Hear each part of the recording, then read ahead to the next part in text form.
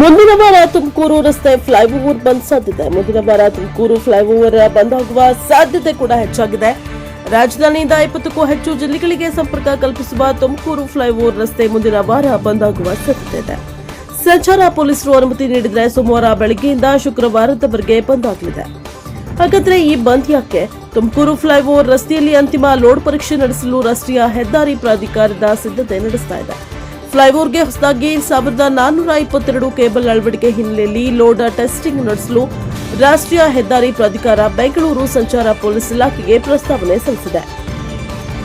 ಈ ಪ್ರಸ್ತಾವನೆಗೆ ಬೆಂಗಳೂರು ಪೊಲೀಸರು ಅನುಮತಿ ನೀಡಿದರೆ ಏಪ್ರಿಲ್ 13ರಿಂದ ಏಪ್ರಿಲ್ 17ರವರೆಗೆ ಫ್ಲೈಓವರ್ ಬಂದ್ ಆಗಲಿದೆ.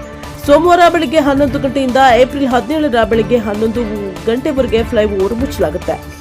2010ರಲ್ಲಿ ಸಂಚಾರಕ್ಕೆ ಮೇಲ್ಸೇತುವೆ ಮುಕ್ತವಾಗಿತ್ತು. ಪಿಣ್ಯ ಫ್ಲೈಓವರ್ 82 ಗಂಟೆ ಬಂದ್ ಆದರೆ ಗೊರಗುಂಟೆ ಪಾಳ್ಯ ಸೇರಿದಂತೆ ಪಿಣ್ಯದವರೆಗೆ ಸವಾರರಿಗೆ ಟ್ರಾಫಿಕ್ ಜಾಮ್ನ ಬಿಸಿ ತಟ್ಟಲಿದೆ. Bureau report Vedamurthy, NKS TV4 Bengaluru.